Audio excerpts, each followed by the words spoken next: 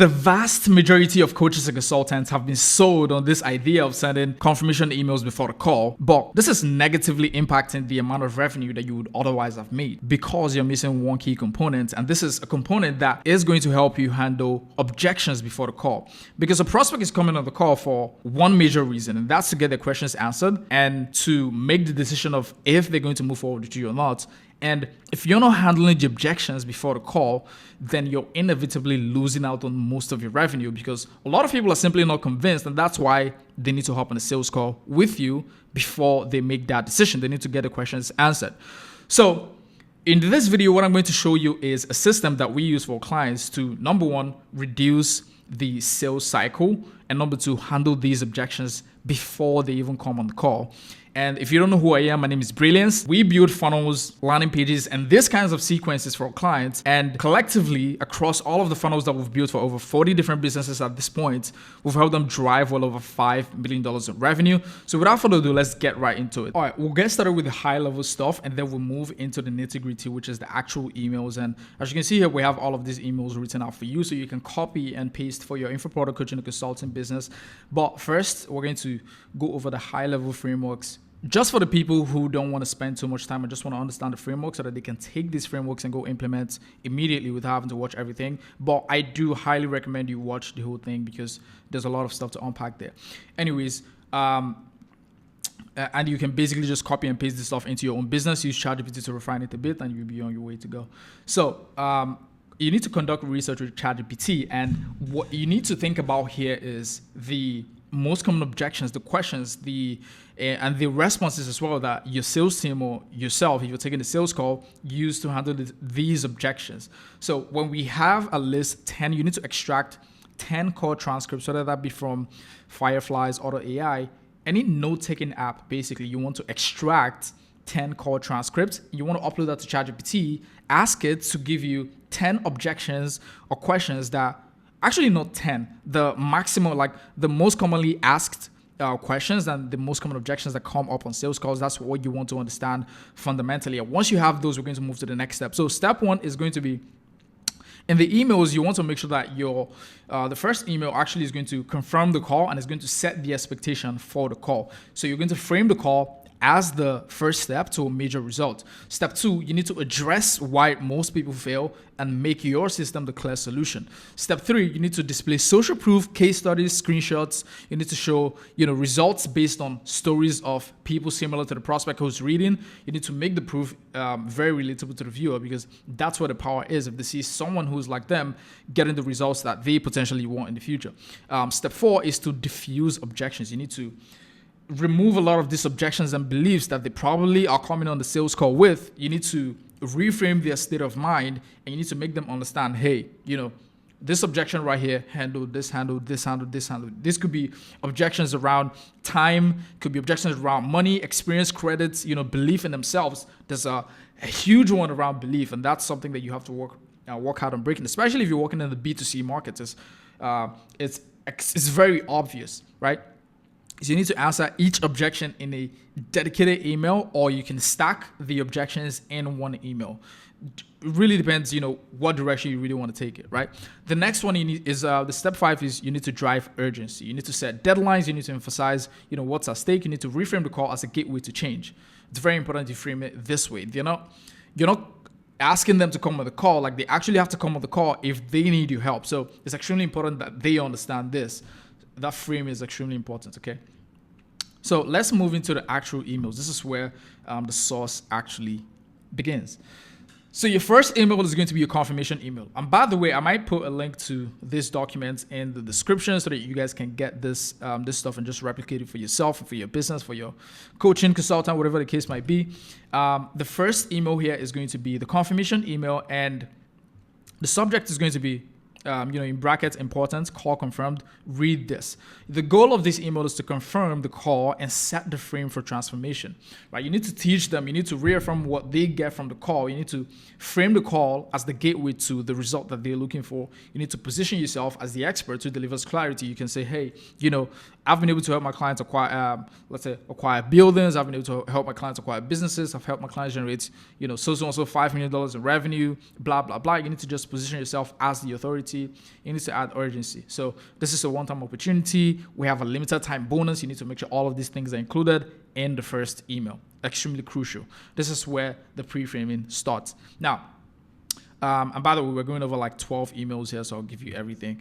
The second email here is the mechanism of default solution. This is crucial, especially when you understand the PMS framework. I talk about this a lot on my Twitter and even on my YouTube channel. So the PMS framework is your problem, the mechanism of default solution, and the solution. You need to make sure people understand the problem. You need to break the beliefs that they've had, that they've kind of accumulated from trying out, products that aren't the best for them, that didn't work for them. You need to break down those beliefs and make them understand that there are products that are actually going to work for you if you put in the right effort. And you need to lead them down the solution. You need to position yourself as the solution. So the subject is going to be something along the lines of why most people fail.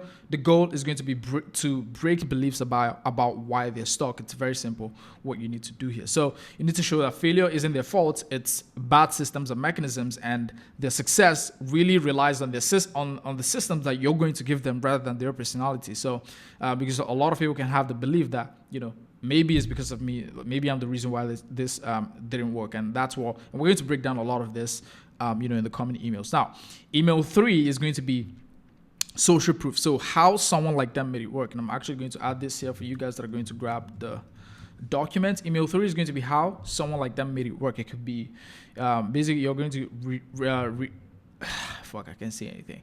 So you're going to rename this. You're going to replace this with the name of the actual person who got the results. And the goal here is to build belief through results and social proof. And as you probably already know, especially for, info products or any product, or what you need to sell sometimes is just proof. And by the way, something that is extremely crucial to understand is that with these emails, we don't expect the prospects to open every single email. That's not going to happen. It's rarely the case, right? Even with a client, we see the same thing. With my own pre-framing sequence, we see the same thing. If not, your emails will have, 100% delivery rates, open rate, sorry. But the point is, we want to touch on as many points as possible, because one idea that could be neglected by us could be the big idea for the customer. It could be the reason why they make the purchase. And that's why you have multiple objections that you need to handle in these emails, because if someone sees the notification for an email that is coming from you and it handles a specific objection for them, or it kind of hits a direct pain point, that's how you get this person to actually, that's how you get them more interested. That's how you build more trust with them, because now they can see that you understand them at some level, right? It's very important to understand this. You're not going to expect them to open every single email, because that's not going to happen. So that's why we want to conduct research to understand what are all of these pain points and how can we use them in the emails, so that potentially this prospect could resonate with email 12, the other one could resonate with email 13, the other one could resonate with the second email, the third email, and so on and so forth. So we need to really understand that. So in this third email, you want to use a story format, guide them through, kind of the hero's journey, if that's even applicable, and just explain to them how, someone was at their stage, but then ended up getting their result. So you can include the before and after transformation and a quote from clients in their own words, and then tie back the strategy, the results that these people have gotten into the strategy that you're going to walk them through. It's extremely important to digest this properly. Rewind the video if you need to. Again, email 4 is going to be objections, and the bulk of these emails are actually going to be objections, because that's the reason for this email sequence. You're trying to handle the objections that people are going to have before they come on the call. So the subject line is going to be, how much money do you really need to do this? Again, this is an objection that a lot of people are going to have, but if you find that this is not, these objections in these emails aren't the most common for your business, you could simply just reframe that based on your common objections that you get. I'm just giving you this as a framework, a plug and play framework that you can use, but that doesn't mean, you just take it without context. You need to actually add your own context based on your business type. And by the way, if you're looking at all of this stuff and you're thinking, hey, I'm seeing this framework, I'm seeing all of this stuff, I could probably do it myself, but it's going to take me a lot of time. And, you're a coach, consultant, info product creator, whatever the case might be, or you run a B2B business. If that sounds like you, just click the link in the description, book a call with my team, and we'll see if we can help you. Now, you're going to reframe. Another thing as well is you need to reframe the money that they pay as an investment rather than a cost. Because a lot of time when people are investing in themselves or they're buying a service, they often associate that with actually losing money instead of investing money. So you need to reframe and make them understand that they are actually investing money. You need to make people understand this. So you need to emphasize, low startup costs, free tools, ROI based value. You need to mention students or, other clients who have been able to cover their fee from their first result. This is crucial, right? A lot of people have money objections, especially when you're selling to, even the B2B market, to be quite frank. A lot of it happens in the B2C market, but again, like everyone has money objections. You just have to handle it. It's just part of the game. Now, email 5 is going to be your objection. It's going to be objection handling. Now, the subject is going to be, what if you only have 10 hours a week? Again, people have a lot of time constraints. And your goal with this email is to reassure prospects who have big time commitments elsewhere. You want to make them understand that, busy clients have made this work, busy students have made this work. You need to mention, automations, plug and play systems, supports. And you need to just show them that, hey, this only takes, 60 minutes a day or 2 hours a day or 4 hours a week. Stuff like that is going to make them more interested. They're going to be like, okay, if I invest, let's say, 9 to 5, I was 8 hours at my 9 to 5, then I can come and invest, 2 hours into this program. And yes, I'm more likely to see a result because, I actually have the time, rather than when you say, oh, this is going to take, let's say, 10 hours a day or maybe 40 hours a week. That's just going to scare a lot of people away. So you need to handle that objection. And again, replace this with specific objections that are going to resonate with your audience and also aligned with your business. So email 6 is going to be objection handling as well. The subject is going to be, can this really work for someone like you? And the goal here is to rebuild personal belief. Like I said, we're trying to reframe the prospect to come on the call in the best frame of mind. So in order for us to do this, we actually need to break down a lot of beliefs that these people have. So you need to use, diverse examples. Show them, a newbie who's getting results with this system that you're trying to teach them. You can show a mom. You can show, someone who came from corporate. Like one of our clients who sells a LinkedIn offer, and most of his clients, most of his students are actually people who are coming from corporate. And one of the big objections that they have is, I'm coming from corporate. Like, how do I know, like, this is going to work for me coming from corporate? How do I know I can become an entrepreneur? How do I transition my LinkedIn account? Like, people are going to see what I post on my LinkedIn account, like stuff like that. You need to address all of these objections because these are things that are going to stop people from buying. And the whole goal of this pre-framing sequence is to take people from the point where they have doubts to the point where they have the questions answered. Does that make sense? So you need to address all of these common doubts, no tech experience, no sales skills. You need to reaffirm that your system is more important than the personalities or whatever, difficulties they might be facing with getting started in your program, right? Email 7 is going to be social proof. You need to show how, so the subject here is going to be how this influential client got big results. And the goal here is to build authority and raise your perceived value. So for my pre-framing sequence, we use our big name clients that we've worked with, like Jordan Welch, like Mr. 48, like Daniel Fazio, Toby Oluwale, Simon Bees. All of these people, we use high trust examples to improve our framing in the client's mind. And when they come on a call, they're actually speaking to you as an authority.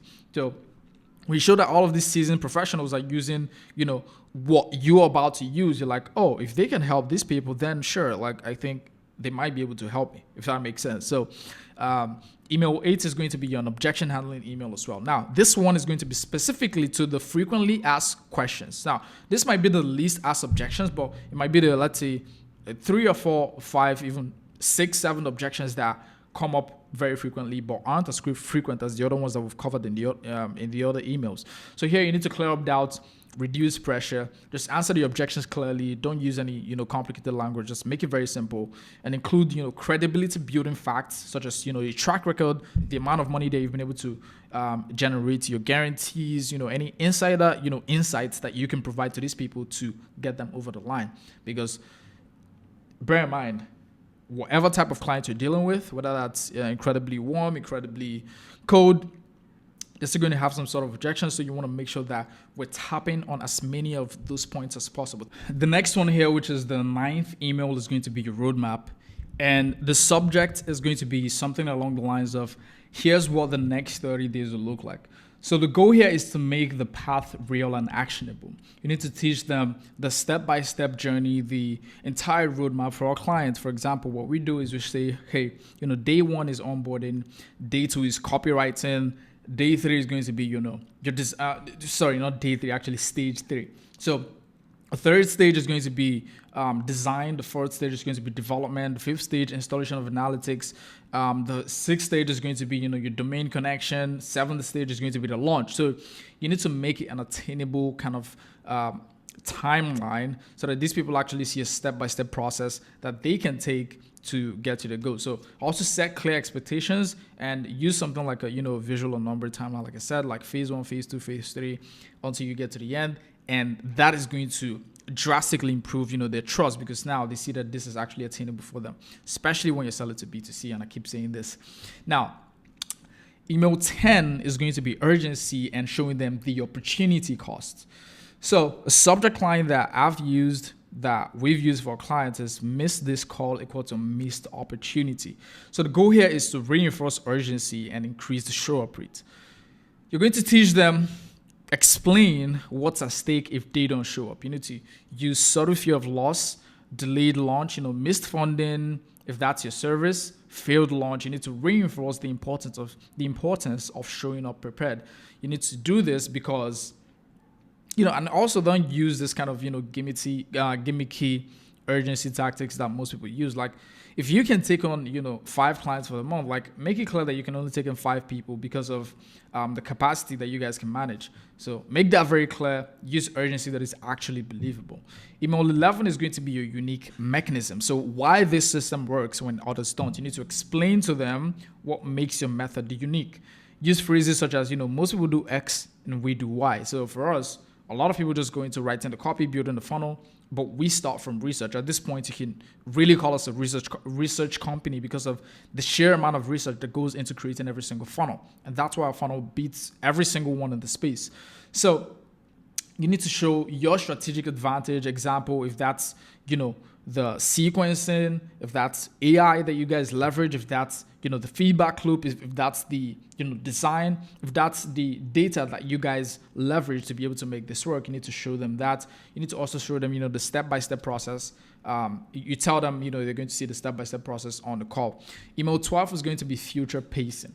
So the subject line could be something along the lines of 90 days from now, your business or your life could look very different. So the goal here is to anchor long-term vision, make them understand, what their life is going to look if they take action versus what their life is going to look if they do not take action. And you need to tie this to, emotional, and also logical and financial outcomes as well. So basically, all you need to do is tie this future reality to them showing up to the call. That's all you need to do. Paint the picture vividly. Paint the before picture. But I keep saying picture. Paint the before picture very vividly. Paint the after picture very vividly.